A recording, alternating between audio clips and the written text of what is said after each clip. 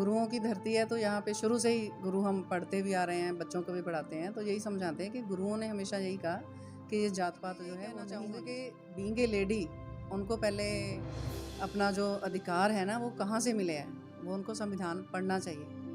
अगर आज वो बात भी कर रही है अपना एक कैमरा के आगे होकर, तो वो तो उसको किसने, बुद्धा एक वृक्ष है, तो अगर हम उस वृक्ष को पकड़ेंगे तो ये सारे हमारे जो रविदास जी हो गए, कबीर जी हो गए, गुरु नानक देव जी हो गए, तो ये सारे के सारे उस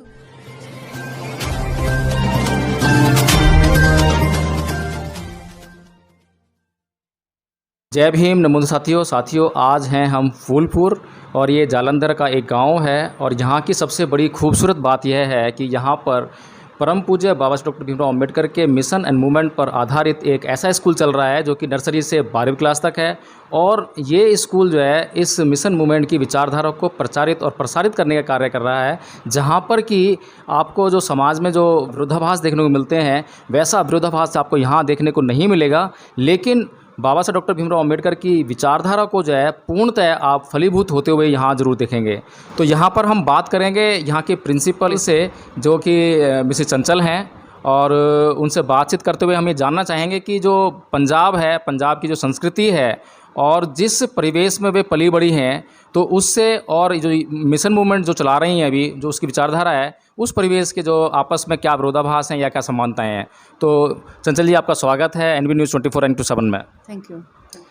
मैडम, ये बताइए कि आपका जो बचपन इसी विचारधारा में पला बड़ा या फिर कुछ और दूसरी विचारधारा में पला बड़ा था? नहीं, मेरा बचपन भी ऐसी विचारधारा से, मैं बाबा साहब को अपने बचपन से ही सुनती आ रही हूँ।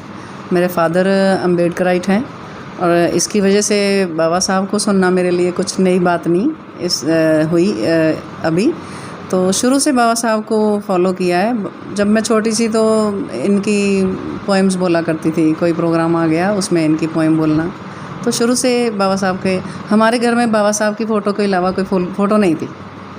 जब बचपन में अपने घर में मैंने कोई और फ़ोटो कभी नहीं देखी बाबा साहब और बुद्धा के अलावा।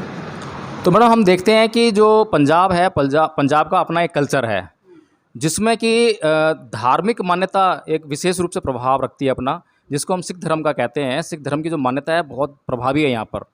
तो जो हम अपनी जो ये बाबा साहब की जो विचारधारा है वो बुद्धिज़्म की तरफ लेके जाती है। तो ये जो बुद्धिज़्म तरफ जो विचारधारा लेके जा रही है हमें, और यहाँ जो कल्चर है पूरे अगर हम कहें कि पंजाब में यदि जो कहें कि हाई कास्ट और लोअर कास्ट जो समझी जाती है समाज में, उन दोनों ही समाजों में सिखिज़्म का जोर है। वहाँ पर जो है जो बुद्धिज़्म है यहाँ पर बिल्कुल भी देखने को नहीं मिलता है। तो इसका कहीं विरोधाभास आपको झेलना पड़ता है कहीं तक? नहीं, मुझे स्कूल चलाते समय ऐसा कभी फील नहीं हुआ, क्योंकि पंजाब जो है वो भी गुरुओं की धरती है।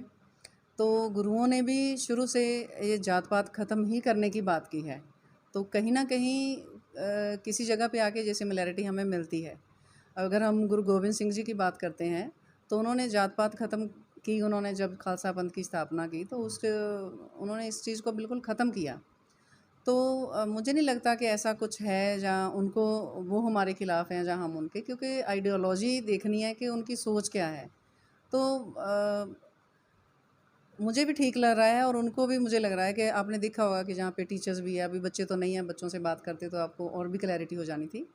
लेकिन ऐसा कभी मुझे नहीं लगा कि कुछ ऐसा क्लैश होने वाला है, क्योंकि गुरुओं की धरती है, तो यहाँ पे शुरू से ही गुरु हम पढ़ते भी आ रहे हैं, बच्चों को भी पढ़ाते हैं। तो यही समझाते हैं कि गुरुओं ने हमेशा यही कहा कि ये जात पात जो है वो नहीं होनी चाहिए।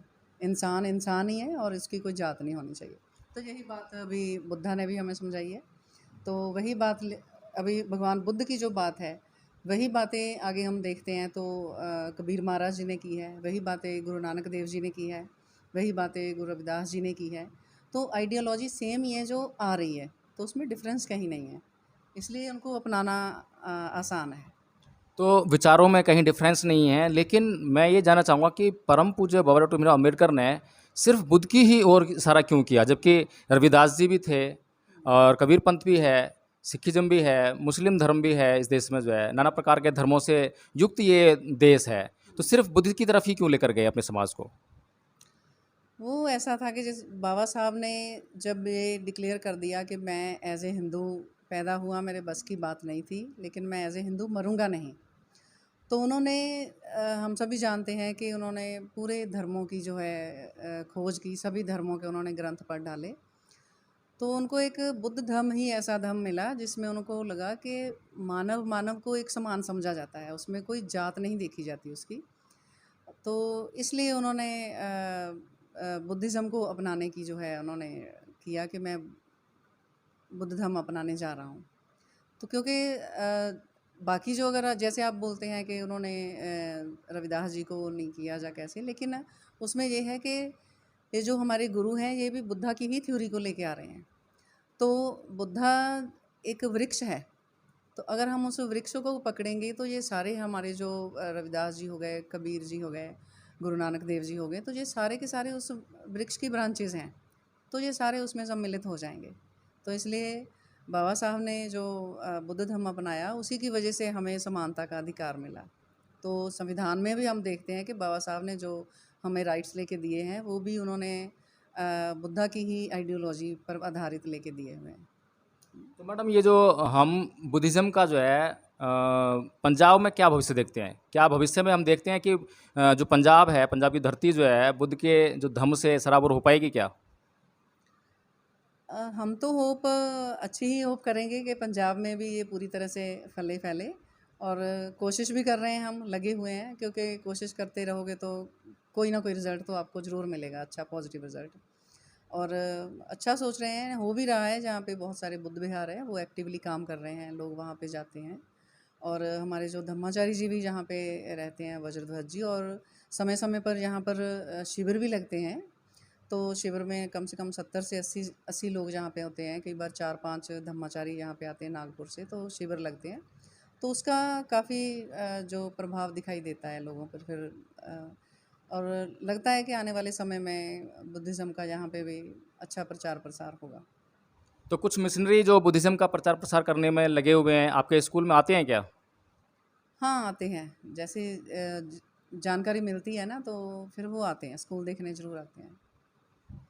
मैडम मैं अक्सर देखता हूँ कि जो जितने भी धर्म हैं आखिरकार जो बातें अच्छी करते हैं, कोई भी नहीं कहता कि चोरी करो या हिंसा करो या नशा पान वगैरह करो, लेकिन वो ये बताने में कहीं ना कहीं असफल रहते हैं कि ये नहीं करो, ये तो बात ठीक है, लेकिन मन में ऐसा भाव ना आए उसके लिए क्या क्रिया या प्रक्रिया है, ये सब बताने में कहीं ना कहीं वो चूकते हैं। तो बुद्ध ने इसके बारे में कुछ बताया है क्या ऐसा कुछ? जी, बुद्धा ने बहुत क्लियरली बताया है कि उन्होंने जो हमें 5 शील दिए हैं ना, उसको हम नकारात्मक और सकारात्मक रूप से लेते हैं। उन्होंने कहा कि अगर आपने हिंसा नहीं करनी है, प्राणी हिंसा नहीं करनी है, तो उसके बदले में आपको करना क्या है? आपको मैत्री करनी है, जीवों से मैत्री करनी है। आपको चोरी नहीं करनी है, तो उसके बदले में उन्होंने बताया कि आपको मुक्त हस्त से दान करना है। हुँ? व्यभिचार नहीं करना है आपको, तो उसके बदले में उन्होंने बताया कि आपको जो है शांति, सादगी और संतुष्टि का पालन करना है। झूठ नहीं बोलना, तो उसके जगह पे आपको सत्यतापूर्ण व्यवहार करना है, सच्चाई बोलनी है।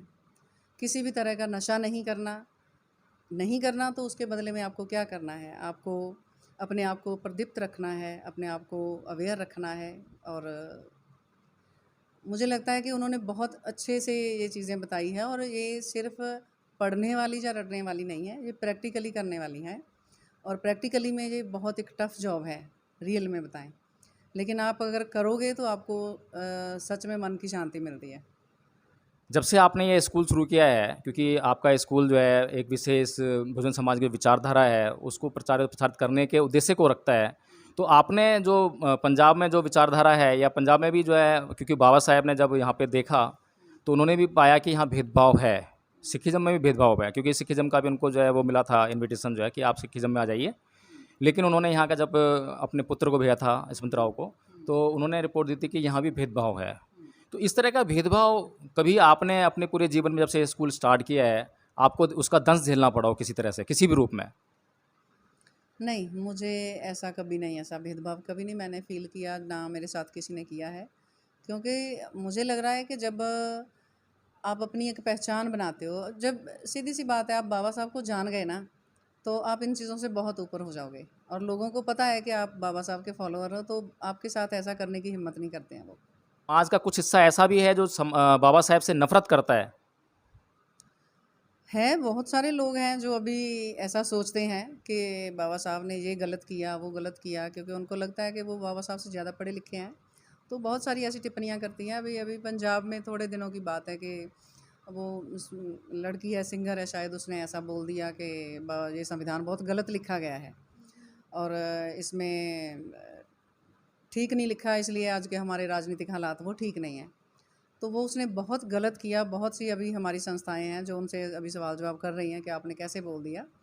तो मैं उनके लिए यही कहना चाहूँगी कि बीइंग ए लेडी, उनको पहले अपना जो अधिकार है ना वो कहाँ से मिले हैं, वो उनको संविधान पढ़ना चाहिए। अगर आज वो बात भी कर रही है अपना एक कैमरा के आगे होकर, तो वो उसको किसने अधिकार दिया कि वो एक लेडी होके ऐसा बयानबाजी कर रही है। तो यही है कि संविधान पढ़ा नहीं है, उसको खोल के नहीं देखा है, तो ऐसी टिप्पणियाँ करना शुरू कर देते हैं। तो ये उसके लिए बहुत गलत बात है। बाबा साहब ने लेडीज़ को, स्त्रियों को अधिकार लेके देने के लिए जितना संघर्ष किया, उन्होंने अपनी कानून मंत्री की कुर्सी तक त्याग दी उन्होंने। तो इससे बड़ा और क्या हमें चाहिए ना, कि हमें हमें सब कुछ बैठे बिठाए मिला है। हमने कुछ किसी अधिकार के लिए लड़ा नहीं है, कोई क्रांति नहीं करनी पड़ी हमें। सब कुछ उन्होंने हमें दे दिया, उनके अधिकारों को हम आज एंजॉय कर रहे हैं।